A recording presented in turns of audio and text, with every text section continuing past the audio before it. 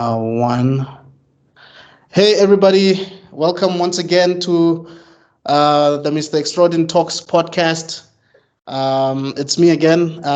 Thanks for joining us. So I'm not alone this time around. I'm with Randall Makhanya. I hope I'm not butchering your name or your surname. That's Um, perfect. is it cool? Man, how you doing, bro? Can't complain too much, it's illustrator's life. You're not gonna be awake still for another few hours. So Right. So, have you been pushing all day? yeah, pretty much, load shedding and stuff. You gotta really manage your time these days as a South African illustrator. So Right. Are you working on a desktop or is it a laptop? desktop. Oh, ish. And you don't have a backup power system, hey? No, no, hey, that stuff is kind of expensive. I'm thinking Yeah. of getting one for my internet, just for my internet router. So, are you Yeah. doing it for clients or is this your own thing? I do illustration, obviously, for myself and stuff, but I also do take on clients. Like right now, I'm working with Petrol Bomb Press on a comic book Okay. about the Belgian Congo. So Wow. I do client work. I do, some stuff for myself. I do my own comics that I'm working on. My own kind of projects on the side. Right. Well, Yeah. man, that's amazing. I don't want to lie. I've seen your stuff on Facebook, Mm. over the past year or so, and your work is, I mean, that's DC Marvel level work. It's amazing. It is truly amazing. I don't want to lie. And yeah, man, I've been saving your drawings on my phone and trying to, Hey, I put some. appreciate it, bro. That's why I decided to bring you on. Part and parcel of why I'm doing it, this is just to appreciate, creatives, people that I consider to be really, really great and remarkable people. And you're basically one of them, man. And I'm I glad am that humble. we're having this discussion, man, for real. Mm. Yeah, man. So I just wanted us to just get start from the beginning, man. I see on Facebook it says you're from Russia. Is that true? Yeah, so my dad was with ANC, like pre 94 days, right? Right. Right. 80s. And he was running with freedom fighters and stuff. So he couldn't study medicine locally, Okay. couldn't study to be a doctor here. So he went to Russia to study there. And that's where he met my mom. And I was born there. And then, like, when I was 4, I came to South Africa to stay, like, permanently, basically. Oh, cool. But how was life in Russia though for those first 4 years? Do you remember any? Hey, yeah, I'm actually like, I'm one of those people who has a very clear uh, memory of their childhood. And it was weird because, like, you're a brown kid Right. and there's nothing but white kids around you. Yeah. Oh yeah, hey bro, it's not easy. It's not easy, but it was cold. There's a lot of nice, good things, bad things, Right. but yeah, I mean it's a totally like a weird experience, man. Where in Russia was this? Like, where exactly in Russia was this? Moscow, like the capital city. Oh, wow. That's pretty cool, man. Oh, that's Yeah, awesome, man. And can you speak Russian at all? it's like with Vanek as well. I can understand. Like you can't speak about me behind my back. Basically, Yeah, that's yeah, as yeah, much yeah, yeah. as it goes. But I can't speak Russian and stuff. Like it's yeah. Also, when you speak with your mom, you speak in English.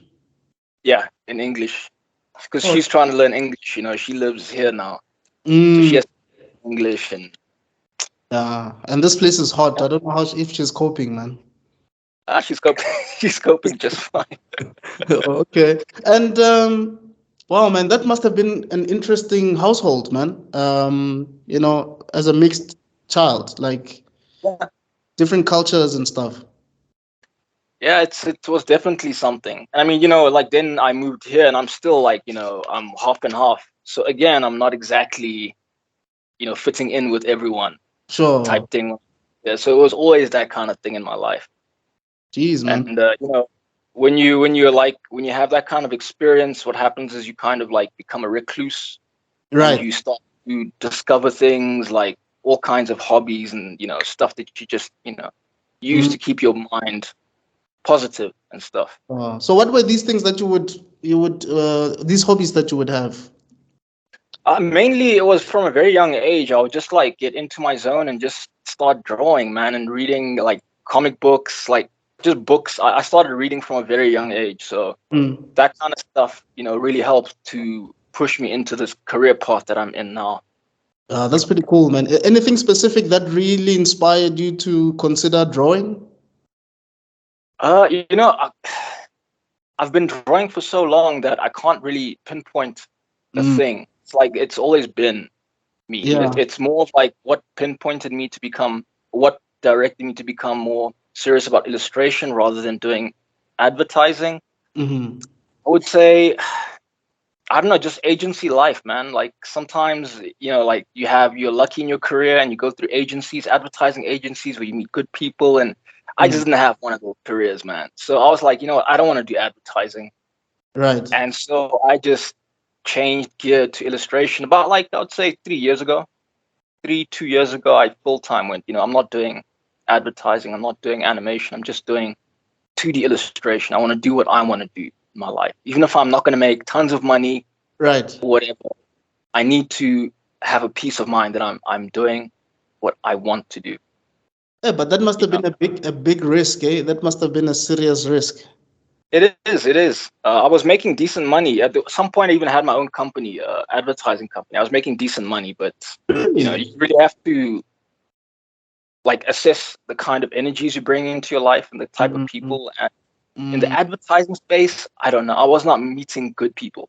I was just meeting people who were like backstabbers and Mm. exploiting people. And yeah, it's Mm. Hey, you know how and it it's is, man. The no talent. industry, but Mm. Mm. The talent doesn't really get the respect that it deserves, man. I understand. I really do. yeah. Yeah, yeah. Oh, that's pretty cool, man. So I'm assuming you also grew up watching like animation and stuff when you were a kid. Yeah, man. Like it was pretty much one of the first things I can remember, like, paying attention to as a child was like something animated. So it's always been there in the back of my mind. But I Mm. think when I really got deep into it, it was when I started watching anime, like proper anime, you know, Yeah, like anime movies. I remember my cousin had this VHS tape yeah. and he recorded Ninja Scroll on it, and he had Ghost in the Shell, and he Oh, had what else? Battle Angel Alita. And man, I was obsessed with that videotape, bro. Like I had never seen like movies like that, let alone animations. You know what I mean? right, Like right. so, I was hooked instantly. But Mm. yeah, huge part of my life, man. Yeah, because those projects that you've mentioned, I'm not familiar with Alita Battle Angel at all, actually. I know that it exists, but I've never seen anything. But I have seen Ghost in the Shell and Ninja Scroll. The Mm, storytelling there, the level of storytelling there is amazing. And the artwork yeah, also is yeah, crazy. This was in the 90s, but yeah, the animation still it still holds up to this day.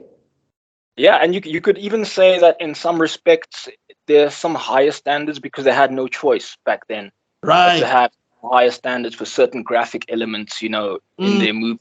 And I really respect that. right. And And I still go back to those movies today. I still watch them and I right. still try and like get some inspiration from them. Like, why did I start doing this Mm, type thing? What mm. what is my inspiration? And it's great, man. Wow, man. So how has this freelancing journey been? Now that you're saying you're working and on a comic now, how has that been for you, man? Since leaving corporate, Uh, corporate. it's been tough, man. Especially like, now with the whole AI thing, it's tougher than ever to be an Mm, illustrator. You know what I mean? You have to really be on the ball. You have to really do things that the machines cannot do. right. You think and working in comics, just like fully committing to it has really opened up that part of myself to Mm, myself, I think, right. where I'm like, okay, I have to solve these problems. I have to use every skill, everything that I know to like solve this storytelling problem from panel to panel. And Right. working in advertising and stuff, I never really got that feeling. So it's Mm, been amazing. Like just and I'm a new comic book, illustrator. I'm not seasoned or anything like that. So all of this is like new for me. Mm. And man, I wouldn't change it for the world. It's difficult, but I don't think there's anything else I'd rather be doing career-wise Wow, right man. now. So Yeah. do these people send you scripts, then you read the scripts and then you start what's your process like? Let me just ask that. Like, how do you approach a comic? Okay, so what after we've discussed all the budget stuff and all that, once we're in the grind, what I usually prefer is like if I can get the script Hmm. and just read it, mull it over a little bit, and then have a meeting about it, Right. you know, again, just to discuss the points and just to get a better understanding. And from there, I Sure. kind of just do sketches based on the script. And I'll if maybe I have a better idea or Mhm. something, I'll run it by the writer or whoever's hiring me to do the job. I'll be Right. like, what do you think of that? But everything is really rough sketches, thumbnails. Nothing is complete until like the person says, yeah, this looks good on the page. And then from there, it's tying things down, neater inking, um, working out the tones and stuff, shading from like, but it's a very sort of by the numbers process. It's better that way because everyone's on the same page. There are Mm. no huge issues. It's just a better process. So it's script, a little Mm. bit of sketching, showing the Mm. client, discuss, and just like go from there. And how long does something like that take? Yeah, so it really depends because you can have different types of pages. For instance, you can have a splash page, Right. and splash page can be like this huge detailed illustration with like an army or something from Right. page type thing. And whereas other pages can be like just talking heads, Yeah. Yeah. opposing camera changes. So it really, really depends. Like this comic I'm working on, because we've had to change things in the script, it took a little bit longer than I would have liked. Right. But on average, I'd say, like, as a starting comic, geez, I'd say like maybe 2 days per page. Mm. Wow, But man. that's in black and white because currently I don't work in color just yet. I just work in black and white. So with color, I'm Mm. not sure. I haven't touched the color stuff yet. Mm. Oh, I see. That's amazing. So you don't do the lettering, right? It's just the ink, the sketching and the inking, and then someone else is gonna do the lettering, or do you also do the? Unfortunately, on this project in particular, because of the way it's structured, I have to pretty much do everything graphics wise. So that's lettering, Mm. that's basically everything. And even in some instances, I'm doing the scenarios because Mhm. you get like a basic, like I need the characters to discuss a certain thing, but Right. the writer's not going to give me the exact details of how the character is standing, what Yes. they're doing with their hands. Or facial expressions or something. Yeah. Yeah. Yeah, exactly. And even there's times when I'm coming up with the dialogue because Mm. sometimes you get a sense of like two characters standing in a place and one character is holding an item and that will influence the conversation even if they're talking about a specific topic. Right. Thing in the person's hand be like, pass me this in between or something, like it'll be that kind of thing. And with the current freelance pipeline I'm working with, I have to handle some of that stuff, but it's not normal. What usually happens is you get pencils. You Yes. like, I'd say yes, I'm going to the pencils or the inks, or the pencils and the inks, and then whoever else does the lettering. Right. But the thing with that is you don't have much control over the artistic part of the lettering. Like, let's say somebody's shouting, right, and you Mhm. need those words to really pop out of the word bubble.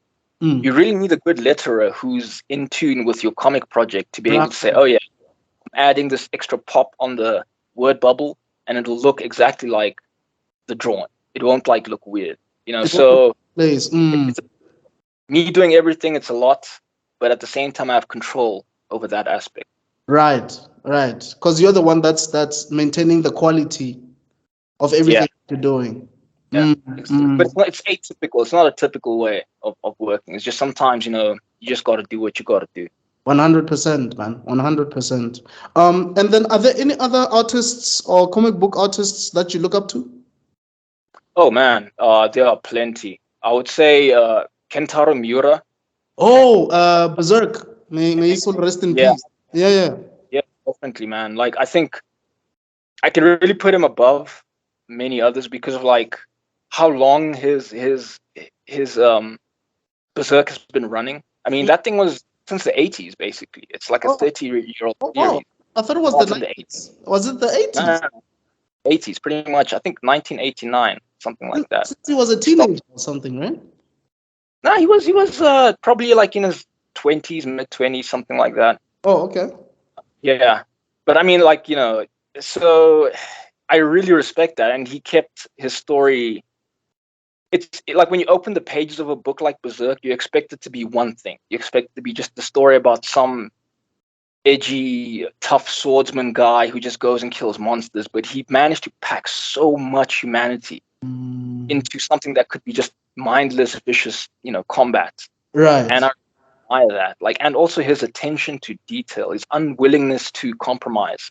Mm. Certain things is admirable. It's not something I can do like all the time. It's just not, possible for me to not be able to compromise like that. But it's something I really admire. And Right.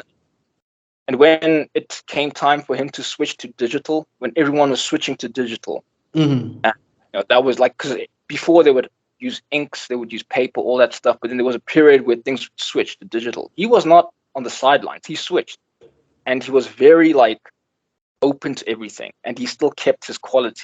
That's admirable to me. Yeah, that's true. But That's true. yeah, so some others like I would say uh,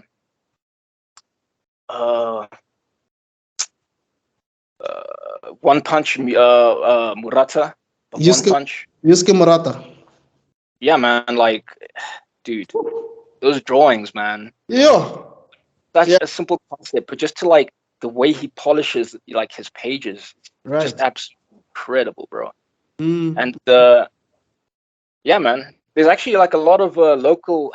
It's kind of sad because like I know a lot of local illustrators who have Right. incredible style, but you don't see them as much. But they would fit perfectly into comic books and stuff. And I just wish we had more of a more robust comic scene in SA. Yeah.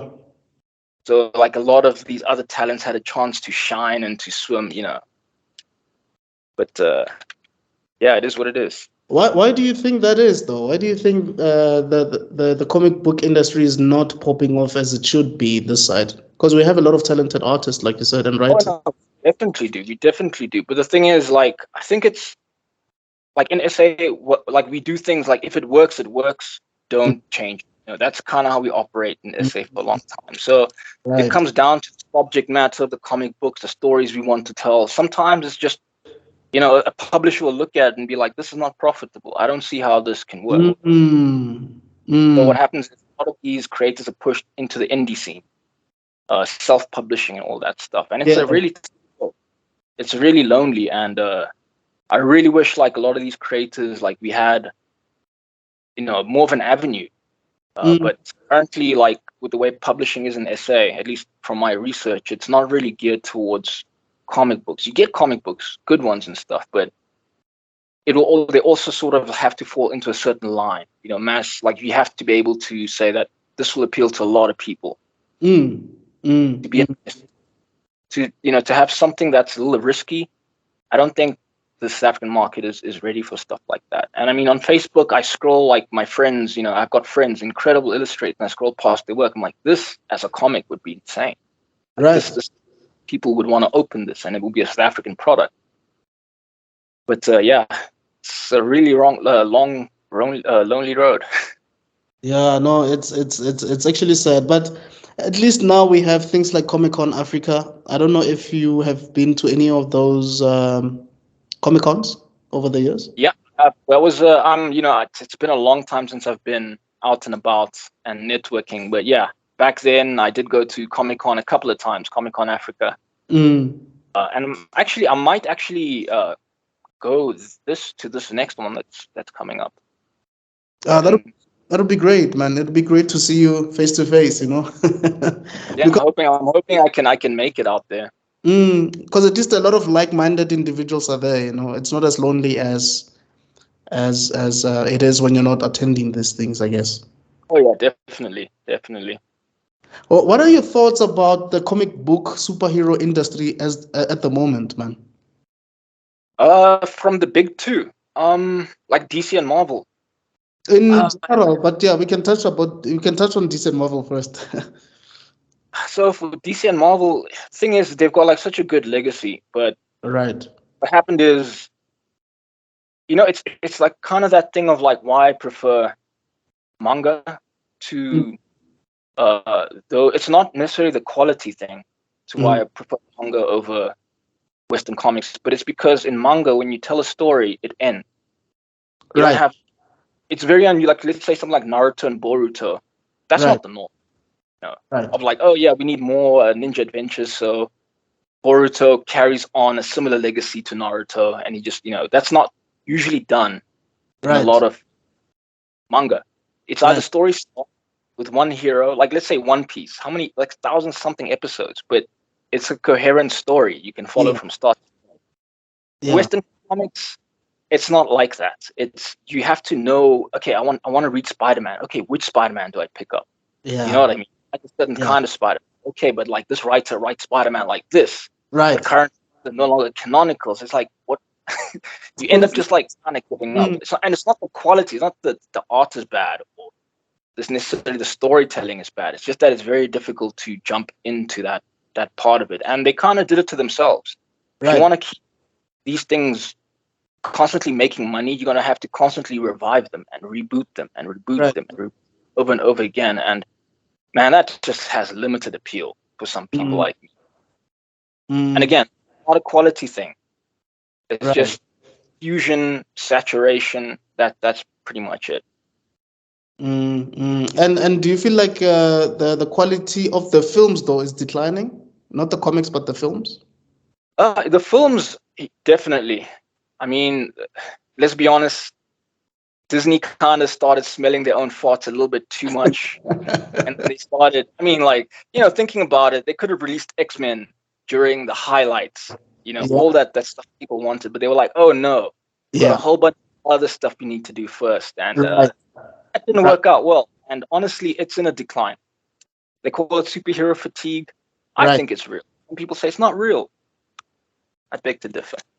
No, no, it's real, and it's sad that the X-Men are gonna be introduced when nobody's interested in these things anymore. Right? Because X-Men is a very strong IP.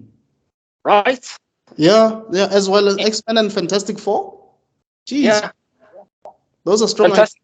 Like there's like a whole bunch of villains and characters that branch out and Right. connect Fantastic Four that just right now introducing them, it's like, damn, bro. Like even if you think about the Avengers, the original Avengers team, Mm.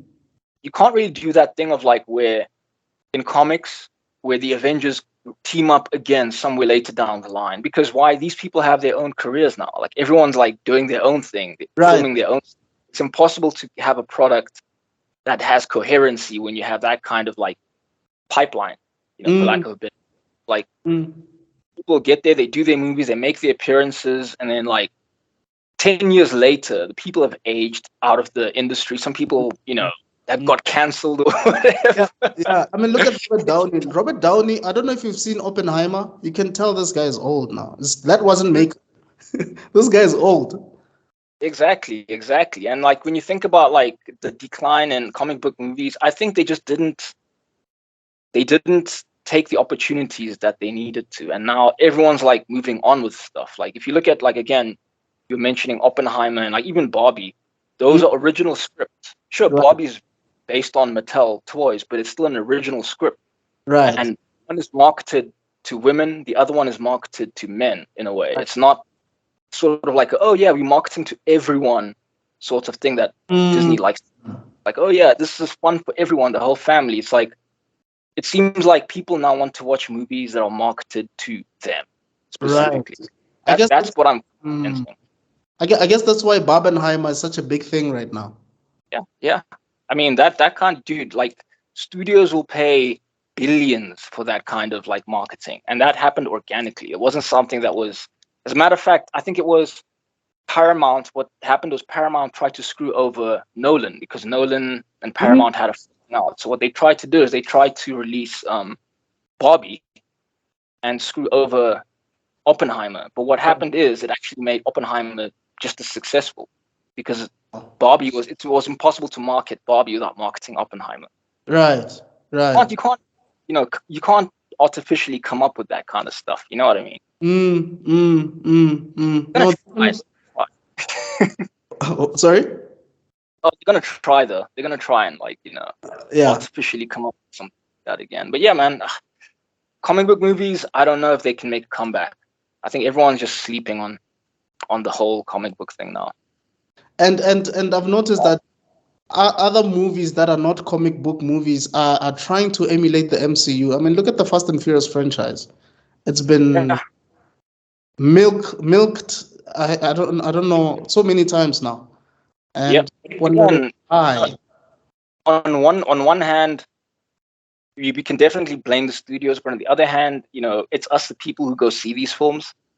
So Yeah, it's like, we have to, yeah, at some point, we gotta vote with our wallets. They're gonna keep making them.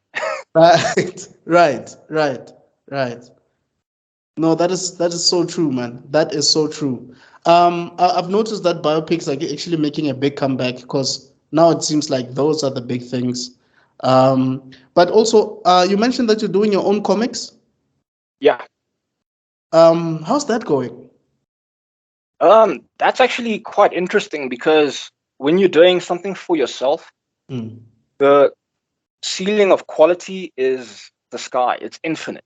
You right. you don't know like how, like, you just want it to be the best, but like I can always be better. I can always be better. So it's like you have to lock yourself into a mind of like, okay, this is as good as my art and story is going to be, and I need to get this thing started. I can't like keep refining the style and everything. Yeah, When you yeah. work with somebody else, they're like, I've got a deadline and I need it done by this, and I need it in this art style, and it's very definite. When you're working on your own thing and it's like kind of a dream project, there are so many open-ended questions and things and ways you can make it better, and you really have to like just hunker down and say, I just have to keep putting one step in front of the other. It's not perfect.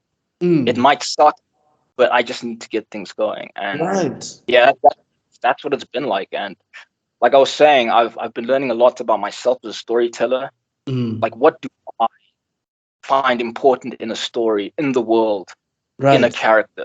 Right. Like, you don't get that just working on somebody else's project. You only get that from kind of working on your own Mm, project, trying to say something with your right. own voice. You know what I mean? Mm, It's not mm. easy, but it's definitely, I recommend it to everyone to at least try. Yeah, and I feel like when you're watching other projects, because you're a creator yourself, you sort of see these projects in a different lens. Like, okay, this character could have been done this way, or oh Yeah. man, maybe I Or should improve on my character or something. yeah, exactly. Or you're like, oh wow, like this is actually a great way to do this particular character that I completely didn't think of. Or you're like, I know exactly why the artist or the writer made the character this way. Right. Like, I know why this, because it's either a thing of it needed to be done this way because of like budget issues, or Mm, there's something down the line. But like when you're creating your own kind of stuff, you start to engage with other people's content like that in a way. mm, mm, mm, I mm. also try and like pull it back a little bit and just enjoy what I'm reading as Right. a reader, because that's Right. also important. Like as a if you're doing your own comics, or like I think anything really, you Mm. need to see it as a consumer as well. Right? Yes. As a reader. Yes. Just kick back, enjoy the content, whatever it is that you're absorbing, and just enjoy the art. And that way you can take whatever you enjoyed and try and like, can I add this to my own project? Yeah. You know what I mean? Yeah. Have you ever been in a situation where you saw something on TV or in a film and it was an idea that you had, but now it's already in film? Yeah. Dude, it happens so often, man. But Right. you just have to keep grinding, because at the end of the day, everything is kind of a remix. You Mm, just have to kind of remix it in your own way. mm, Like recently, for instance, because like I'm writing a sci-fi story, and it's got a lot to do with all this kind of weird conspiracy theory stuff, and sure. extraterrestrial stuff, and like I'm like watching these YouTube videos. I'm like, this is catching up to my story now. Like the stuff that people are speaking about in science. I'm like, I have to write this thing faster, man. Like, I gotta get this out before like science and real life catches up with my ideas. Right. It happens. It happens. A friend of mine had a joke. This was like years ago. He was a comic book artist. Like, geez, before I even knew how to draw. Like, he was already Wow. trying to his own stuff, and he was like saying there must be some satellite in space that Mm. just kind of beams, like extracts ideas out of people, because you'd often see stuff that he came up with like in a show or something, and it's just like you can't do anything. It just it's how it is. Right, right. So do you have any of your comics out on some platforms or? No, no, no. Like I said, I'm brand new to Okay, this.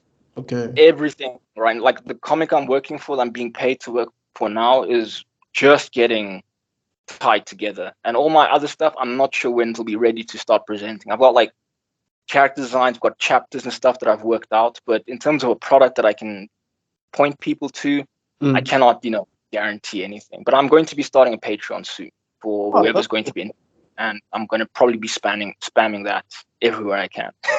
so is it more than one comic book idea that you have, or is it just one idea that you're going to be pushing, like Kintaro Miura or There's those? one major idea that I have that Mm. I want to kind of, it's kind of like my thing, like your magnum opus. No Right, matter what the quality will be at the end, it's my life's work type thing. It's right. what I'm working. Also, other ideas that I have to train myself as a storyteller, simpler tale. Mm. Some shonen sort of genre, Sure. others just like dramatic, some short stories and stuff like that. But yeah, like I said, I'm pretty much very new to this stuff. So Mm. all of my ideas are still in the kitchen, as they say, being cooked. Wow, man, that's pretty cool. I hope to see them soon, man. When eventually you're gonna release them, because, like I said before, the quality of your art is truly fascinating. It's amazing. I'm shocked that the big two haven't even contacted you yet. Like, I thought they would have by now. There's this illustration that you did. I think it's a sea creature, if I'm not mistaken. All Uh, right, yeah, yeah.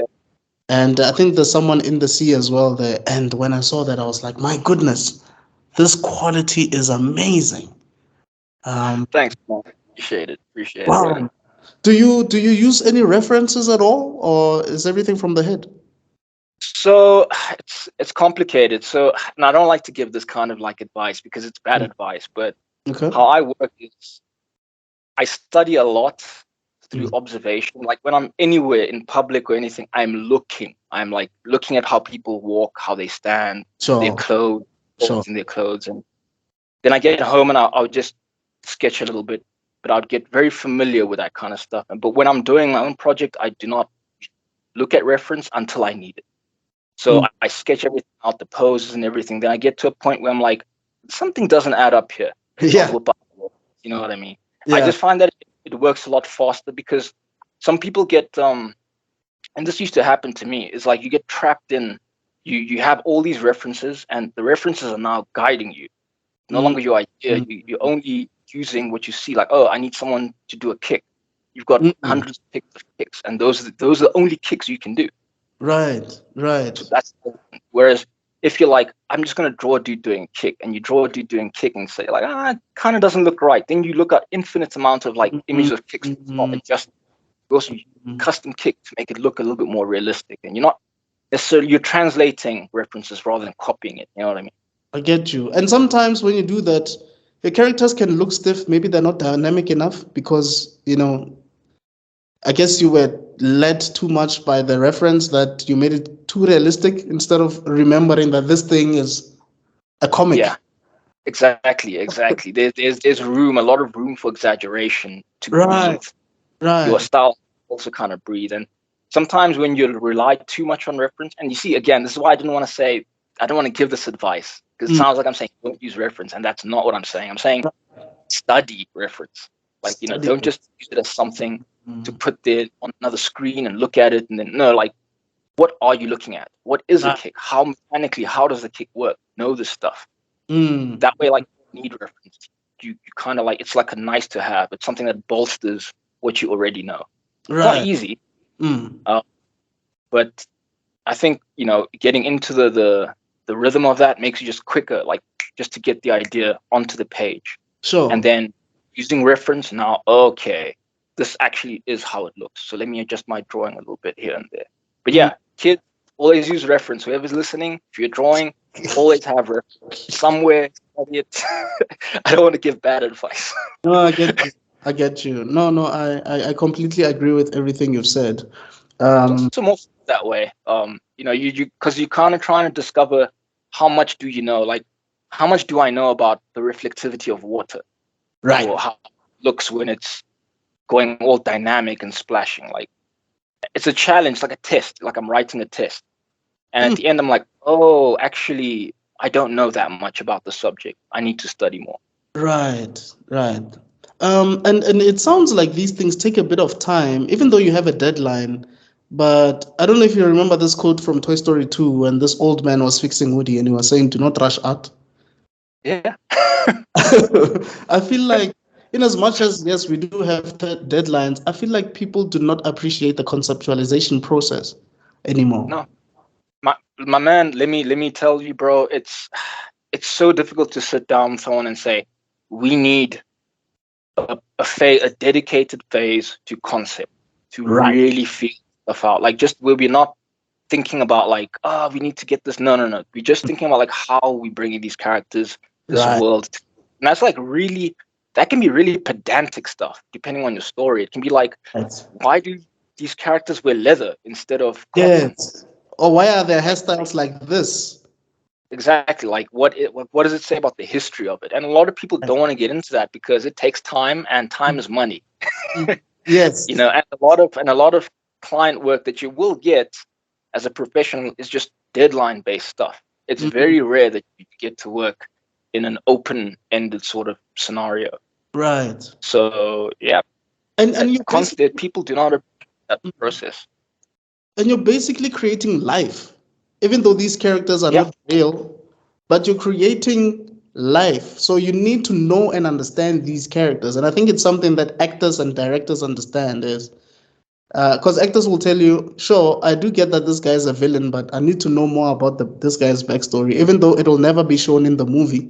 But I need to understand exactly. the character. Yeah, That is yeah, such a process. But like a lot of the time as an illustrator, you'll meet people who are not thinking like that. They're hmm, good writers and all that, but sometimes when you're coming into another space like comics, for instance, there's a lot you need to like delve into because you're in it with writing, for instance, you can say like, oh yeah, this person is wearing a red top and orange pants, right? right, But when you're drawing it, it's a red top and orange pants, but it has a certain design and a logo on it. Where's that logo? right, Is that's not a company that exists in that world? What do they sell?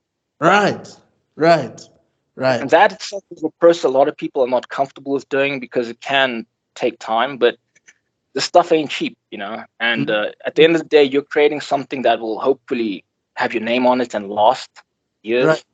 Will be right. like, I relate to this because it feels authentic and stuff. But yeah, you are right, man. People do not necessarily appreciate that process. You know, it's like so I'm a graphic designer by profession, right? And Hmm. it's like when someone comes to you and approaches you and says, "Okay, I need a logo for this and that and the third." And Hmm. first of all, they're willing to pay you peanuts because Yeah, it's just a logo. But then when you sit with them and make them understand that, look, dude, this logo is gonna be on your building, it's gonna be on your pull-up banners, your vehicle branding, your t-shirts, it's gonna be everywhere. You're gonna see this logo yeah, when you punch in your password when you log onto your computer. exactly. So you cannot rush. First of all, you shouldn't rush me into doing this thing, and you should Mm, understand the value of what I'm going to give you because you're going to be looking at this thing for years to come. And I yeah, think I like what you're saying about like the clothes, for instance, and the logo on those clothes. That character is going to be a toy one day. That character is going to yeah, be a video game character. That character yeah, is going to be portrayed by an actor one day. So exactly. so these things will make sense. These things one day people will love them so much that they'll be wearing the same, they'll be going to Comic Con and dressing like that character. So if you're rushing me to draw this guy, he might not be as iconic as he should be or he should have been. Yep, yep. I mean, like honestly, we can go back to just something simple as like the Street Fighter characters and Yeah, how they're simple. It's such a simple design, but like it's Yeah. very iconic, and their Right. time, you know what I mean? And like a lot of other characters kind of filter and or derive from them. So Yes. in a way, like, yeah, sure, we can't always bank on our stuff to be like monuments to whatever genre we're working in, right? But Right. we gotta try. And Mm, yeah, like, just paying respect to the conceptual process, that phase, and like just thinking about it, like just right. daydreaming, hallucinating about like this world is Right. important, but it's Right. expensive, man. It's expensive. Um, I wanted to know, man, what do you enjoy drawing the most? Is it people? Is it cars, backgrounds? Is it what is it? I enjoy drawing characters the most Mm. because there's so many different moods, Mm. like you can, and there's so many different, like I was saying with the test sort of thing, like I'm trying to test, can I draw a smile? Yeah. Someone just naturally smiling and stuff. It's very interesting to do that with characters. But I Right. also, I try not to limit myself. Like, Mm. dude, I will learn how to draw cars. I will learn how to draw backgrounds just because I need to do Yes. a holistic story. I don't want to be like crippled in one department of it. Like, Yeah. I'm very bad at drawing mechs, like mecha. I'm not good at that, but man, I am trying, bro. Like, I'm trying like crazy just so that it Yeah. gets to a certain standard where I can sketch them, at least thumbnail these things So confident. do you watch any mecha so that you can get a better understanding of how everything is connected and all of that? Yeah, but again, like for instance with mecha, I would be like, what type of mecha am I really Right. like trying to draw? And that would influence the type of reference I'm consuming. Like for instance, I really enjoy, I don't know if you know Armored Core. Mm. Armored Core, okay, well, it's a new video game coming out about like mecha destruction. Like these mercenaries use mecha to, like conduct business and all that stuff. And I like that particular style of mech. So I look at how they're designed. I look at like how they move and stuff like that, and I try and like add that to my own pool of knowledge, without copying. Like I'm trying to understand the mechanics. Why did the designers Yes. design a particular thing like this? Not like, Right. oh, I need to draw this type of mech. Like, no, how can I do it in my own way, but still Mm. tell that same story type thing? I don't Right. know if that makes sense. No, no, it makes sense. I mean, I'll give you a typical example. When you look at the Iron Man's armor, uh, Hmm. it needs to make sense that an engineer made that thing, right? Yeah, So when you design that thing, you need to have the character's intelligence in mind, and you need to think like an engineer, basically. yeah, and that's one of the hardest things these days about just being Right. creative or illustrator is like that's now another aspect of your job that it's you just have to do it. You just Right. have to go on YouTube and sometimes just study mechanical engineering. Sometimes that's just what you have to do, and it wasn't always like that. There was a time when comic book artists just like drew something and they were like, oh yeah, it just works by magic, it's all good. But like these Yes. days the standard has Yeah. been raised, Like and like like Jack Kirby. Jack Kirby, if you look at some of his stuff, you're like, ah, this guy was just freestyling here. Like his yeah, costumes made and no you know what, and it's fine, but sense. the standard has been raised now. Even if you wanted to do it, they would tell you, oh, yours is stylized like a 1960s comic. Even if you're doing some modern thing, it's like, oh, your stuff works by magic, that must be fantasy instead of sci-fi. Right. Standard is raised. It's a little hard sometimes, but yeah, it is what it is. And I mean, I like drawing mechanical stuff and like doing all kinds of nerdy research, so kind of fine with it. Ah, that's pretty cool, man. That's really, really, really cool. Are you checking out anything on Netflix? Animated related or cartoon related that you enjoy watching? Recently, no. Last thing that I really enjoyed was Across the Spider-Verse. Uh, Oh, wow, that was a master. That was an yeah, artistic masterpiece, man. yeah. Look, I have like my issues with it, but it's nothing to do with like the art part of it or whatever it is. I thought it was like a 9 out of 10 movie easily. Like, it's So, definitely not perfect. I doubt anything can ever be perfect, even yeah. my own works. But yeah, like, man, that was incredible, bro. Like, and the time that it took to Mm. create, just like to finesse that stuff, man, I can really appreciate, because I dabble in 2D animation as well, cell animation. Oh, wow. So Yeah, yeah. like Yeah. I have like a few, like just dabbling and stuff. So Mm. I have an appreciation for that stuff, and I really enjoyed it. I think that was the last thing, and then what else? Shit. Oh, sorry. Can I say that word? You can. It's a podcast, bro. Be free, man, please. What else? Yeah, that's pretty much it. I haven't honestly, I haven't been watching too many series and TV movies lately. I've been really just with my nose down a lot Mm, of the time, mm. Stone, just like on a study and just trying to make this thing happen, type thing.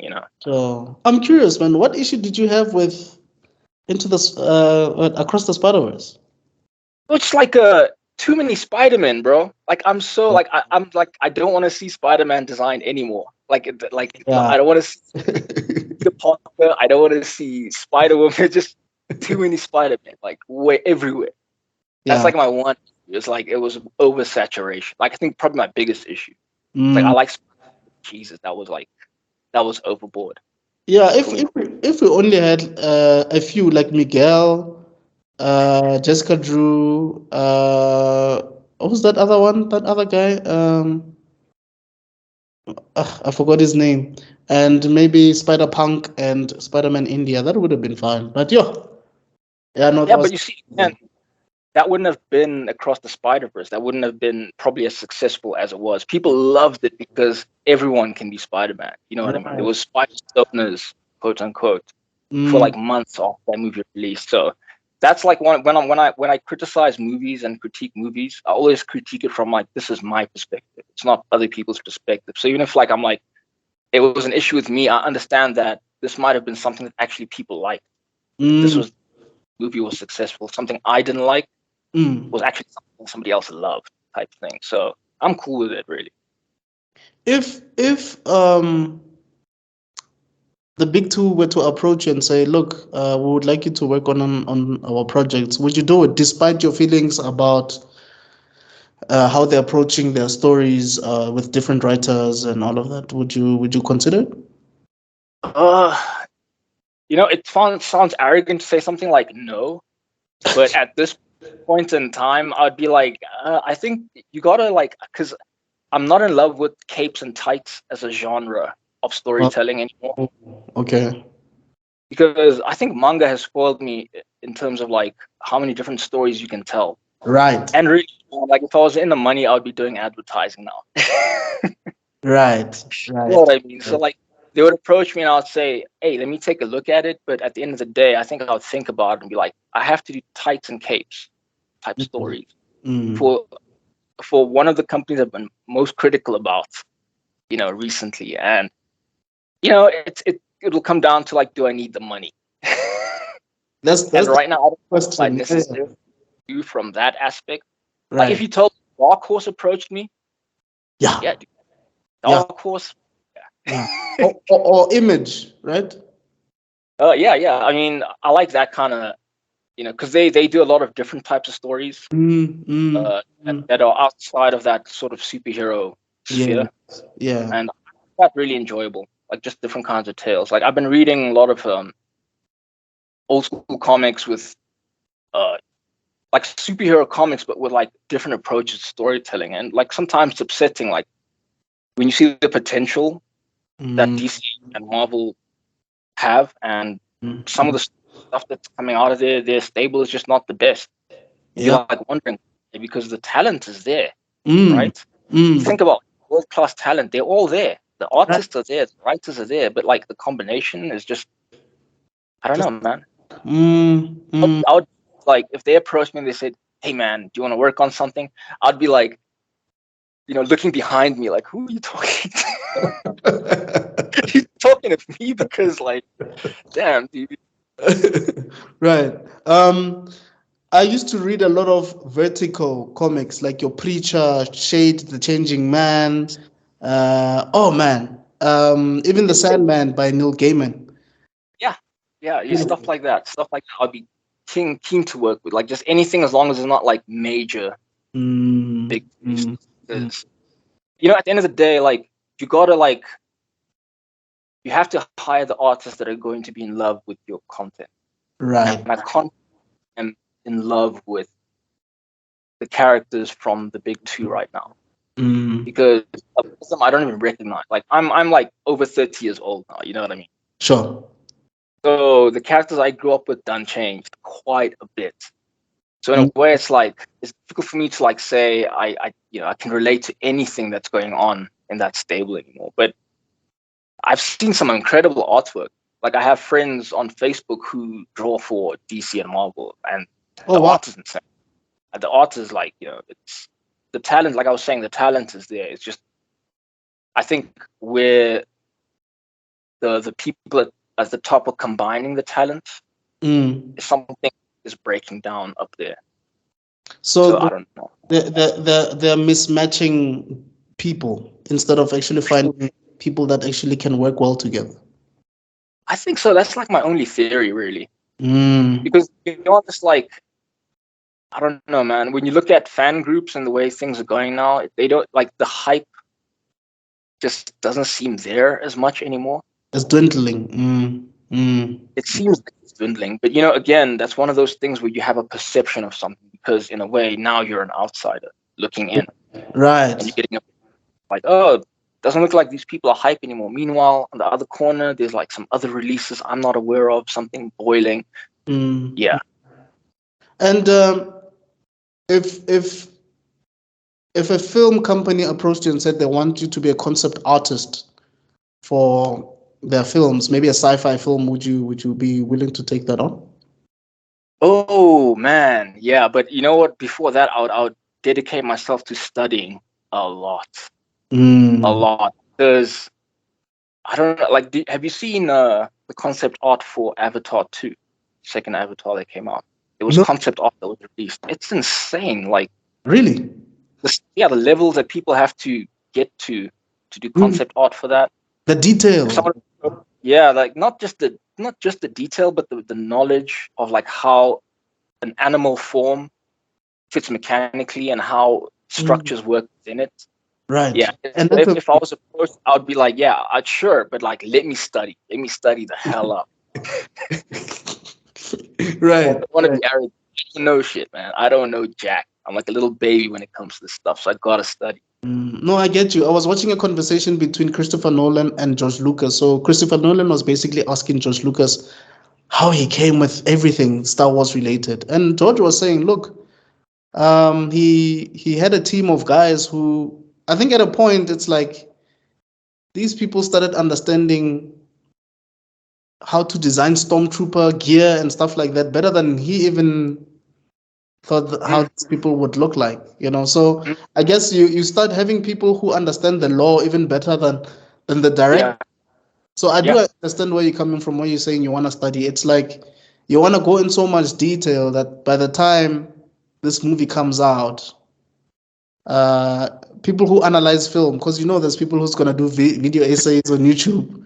They go into costumes and they go into, yeah, yeah. No, I get you. I get you. yeah. But I mean that would be from a just from a glory perspective as a creator, just the glory. But as a professional, you want to go onto a team and you want to be competent. You Yeah. want to put your best foot forward. So, like right now, like just because I'm talking just from my own perspective, but right now my concepting is geared towards the things that I need to concept. You know what I mean? Like if you're hired on a movie, they usually hire you for, like a specialist to concept on something. Like, oh, this guy's really good at tanks Mm, and other vehicles, so we're gonna hire that guy, right.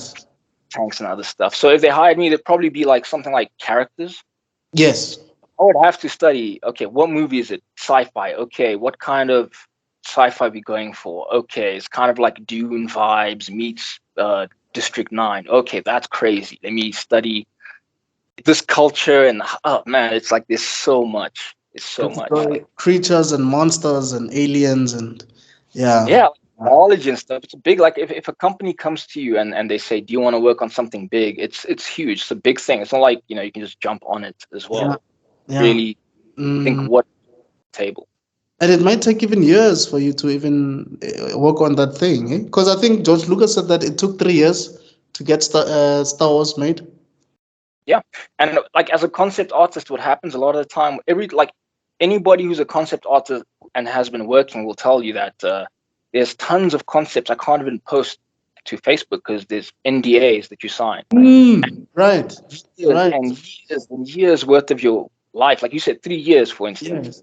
There's Even like an artist who has mm, 3 years worth of work he can't post. It's just complete void in his CV because yes. it didn't get approved or something. I It's a hard wanted to life. get there. Yeah. I don't know if you're familiar with Alex Ross's character designs for the X-Men. I think he was doing an X-Men comic. Great character designs, but they were rejected. Yeah, it happens. It happens for whatever reason. It could happen not because the design is bad, but it could happen because the marketing Mm, wouldn't work. The toys would be yeah. complicated. Yeah. Or this stuff. But it's like you just sign up to work on this thing for like 2 years, 3 years, and you might have nothing to show for it at the end. It's not easy. That's why you want to put your best foot forward Right. when you Right. do this concept works, especially like a big company. You Mm. always want to put your best foot forward. But like this company like that, you want to be like, I want to make sure my life isn't wasted on this. Yeah. I That think this stuff gets approved all the way up. yeah. If they give you carte blanche, allow you to really go as far as you can possibly go, and also, like you were saying, assure that whatever you're gonna come up with will be used, will not go to waste, even if it's an extra. Yeah. Wearing that costume that was rejected, that's fine. You know. Yeah, it's something, but the important thing is competence. Because like once the competence comes in, then like now you have the glory. Now there's your little extra wearing little mask thing that you designed all the way in the back, but it's there, and you can put that on your CV. You Right. didn't waste this concepting stuff. It's yeah, like I was saying, man, it's a hard life in the Mm, concept and mm, reading horror stories and yeah. yeah. There's just one last question I wanted to ask you. What are your Mm. thoughts on VFX artists who get so rushed on projects that their stuff starts looking mediocre on screen? I mean, I'm sure you've been aware that some of the quality that we've been getting on movies recently hasn't really been good. She-Hulk wasn't that great. The Flash movie, because Okay. VFX artists are just given unreasonable deadlines to I've, to. and that is one of the reasons I wanted to leave agency life is because when Mm, you're in agency life, it's very similar. I mean, I've worked on VFX projects, like where we're compositing cars going down buildings and stuff for adverts, stuff like that. I've been on those teams and projects, and the people at the top leading right. the stuff is like, "Oh, yeah, man, next project is going to be much more organized. It'll be much better," and it's never like that. And they're always the ones who sort Mm, of have the champagne parties, and the guys at the bottom have to like work overtime and sleep under their desks. So right. to be harsh on the VFX artists is unfair. Mm, But if you really look at who the decision makers are, I right. have full mercy for those people because it always starts at the top. Right. People keep delaying decision making until the last moment, and then the people right at the bottom suffer. So Mm, when like rushed VFX and stuff, it's like it's not that the VFX artists are shitty; they would not be hired for the job if right. they were. There's nothing in the show reel that in like says that they're shitty artists. No, they got hired for a reason. But the thing Right. is, realities of the pipeline are so that at the end you might have started one way, but at the end you're somewhere completely different. Like there might have been 10 reshoots for this particular scene, Right. complete change of textures, shading, lighting, all this stuff. It's really, really, really stressful, and people really do sleep under their desks, like for Yeah. real. Yeah. I mean, until recently, I think only recently, like 2 weeks ago, Mm-hmm. Marvel VFX artists decided to finally unionize, or they were given approval for unionization. But I'm not sure what that exactly entails for the industry as a Mm, whole, but that's a start. But I mean, think about it. They had no union at all. mm, And it's a very mm. exploitative, maybe some industries can work normally without unions, but there are some industries where exploitation becomes too much. Yeah. Because look at a VFX artist, it's just a guy who wants to create amazing visuals. Right. And he'll always be sold on the fact that, dude, art is forever, pain is temporary. Right. Like his boss can sell him that until that guy's in the grave type thing. You Yeah. know what I mean? Yeah. And Yeah. that's why I think certain industries, it's good for unionization. Like, actually, it's necessary. Right. But, I mean, if you think about unions, are the only reasons like our bosses can't like lock us in the factory. That's It's true. they actually were that crazy. They would have had that, Yeah. like lock Yeah. us in the fucking factory until it's time to knock off. But 100%. that they need that. The VFX guys, man, they suffer. My heart goes out to them, and that's a big reason I exited that whole field. Is just, yeah, man, I can't. You're always gonna end up dealing with someone who wants to make a compromise based on something that just it's That hard. shouldn't be compromised, basically. Yeah, I mean, look, art is art. Sometimes to make a product, you gotta compromise. But these people, I do not trust their intention a Mm, lot of it. mm, mm, mm. I'm thinking, now that you're mentioning it, I'm assuming maybe these Marvel VFX artists might have been influenced by the strike. Yeah, Probably. yeah, yeah. I It's mean, like, possible. I'm more than happy with that. Like, and if that filters to other parts of the industry, so be it, man. It's like, shit, dude. People are exploited. Mm, the I mean, writer, the writer. yeah, like, Oh my yeah. goodness. Yeah. I mean, like what these streaming companies do is they cancel as soon as the show ends. They cancel and they just completely remove it from any possibility of streaming anywhere because they don't want to pay residuals. That's what they do, That and is that's evil. that is crazy, man. That is crazy. So obviously, sign a lesser deal up front because, oh, I'm gonna get residuals later down the line. The Mm, show is successful. They right. get their money. They pull the show. No residuals for you, but you took that upfront tiny deal. That's crazy. That's Did insane. did you see what happened with these suits? The suits thing, where I think over 1 billion views on Netflix, but the writers were getting peanuts for those residuals. It was crazy. And it's one of those uh, industries that's easily exploitable because Mm. one, the streaming companies don't have to reveal their numbers, Right, right? right, To whoever. right, That's easily exploitable. right. And we're dealing with creators, people who just want to tell good stories and entertain people. They're not thinking about numbers. They're not thinking about any of that stuff, and that's easily exploitable. So, in my view, that's evil, man. There's no other way I can describe it. Yeah, And so, yeah. the VFX artists, and I see the writers, even the actors. I mean, like, dude, people like actors earn millions of dollars, but I'm like, dude, you're looking at the top 1% of actors. Mm, Most actors are jobbers. Like, they're going from pillar to post looking for work. Some even like work extras, but they're the actors. Like this, it's kind of like an umbrella thing where right. creatives are exploited by numbers people, man. And it's really, I don't know, man. I was actually watching a podcast now. It's called the Brotherly Love podcast, and Raven Simone was saying that the people that actually never really run out of a job are the lighting guys, the camera guys, the sound guys, not the actors, not the writers, but the guys that but the guys that actually know how to use that equipment, the sound guys, the Yeah. sound booming guy. But the actors have to wait to go for auditions and have to Yeah. wait for a season to get picked up. And then the higher tiers up you go, now you're dealing with agents and Yeah, that right, whole politics system and like who likes who is blackballed from the club. right. Like, you Oh, might not know you've been blackballed or your agent is blackballed. mm, Now your agent is lying to you saying, I can get you deals, but this guy can't get any deals because he, it's freaking sniffed cocaine off a hooker's, butt some time ago and he's blackballed, but he's not going to tell you. Now right, people are like, oh, yeah, right. I mean, actors, they're all these rich pricks. It's like you're seeing the top 1%. A lot of right, these people are really suffering, just like you. It's right. like, people saying, oh, like, where were artists when they were, like, our factory jobs are being automated? It's like, dude, do you not realize that even people who work in factories are still artists? There were Exactly. artists who were working in factories who are getting automated out. They're Right, still artists, but they have factory jobs. It's right. not clean. Like, it's a class thing. Like, Mm, it really is us versus them. So mm, that thing of mm. like, oh yeah, but actors are getting paid this, and then like, oh, you artists have this kind of job. It's like, no, bro, they're trying to exploit us. That's They're true. really trying to exploit us, man.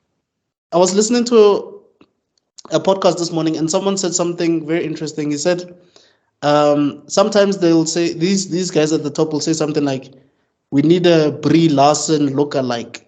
We don't need Brie Larson. We need a Brie Larson lookalike. Yep. I Yep. think they Yep. said Yep. Alison Brie. No, no, they were talking about She-Hulk, and they're saying they were looking for an Alison Brie lookalike, not Alison. So it's like we're not gonna get that actor. We just need someone who looks like that actor. So Yep. that's blackballing in a way, I guess you could say. And there's tiers of that. Obviously, like the lower down you go. I mean, most actors are not going to get all those sweet deals and stuff. And Right. I just think it's important for the public and people who are not in the entertainment industry to just like have some humility as well. Like you're seeing like, yeah, sure, freaking whoever else, like Chris Evans or whatever, is Right. is holding a picket sign. Oh, this rich bastard. It's like, yeah, that's just him. He's sure, he had a good deal, but like a shitload of other people, this is for them. Type. Like we are really all this together versus people who want to exploit us. Like anybody in an intellectual field, anybody who's getting a paycheck type thing from somewhere. Like it really is now a very interesting time for all of us type thing. Yeah. Anybody can get all the way. So yeah, I'm glad the VFX guys got together. I can't be happy. Yeah. No, and I think the same thing needs to happen even in South Africa, man. When you hear some of these stories in South Africa, it's sad. It's really sad. Yep.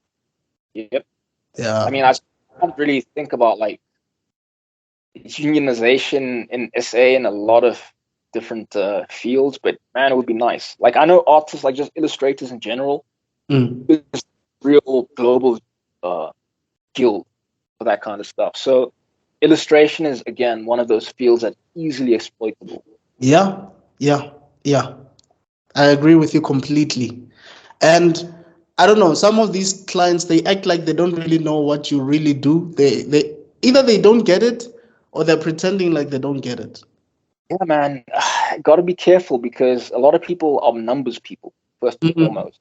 They see artists like it's one of their sort of having like revenue streams, an extra revenue stream. They're like coming to you because I do a little bit of graphic stuff, so I need an illustrator for this thing, or just quickly jump on. He's not thinking conceptually about something he wants to say, because there are numbers people who want to say something and they want to hire an artist to help them say something, whatever it is.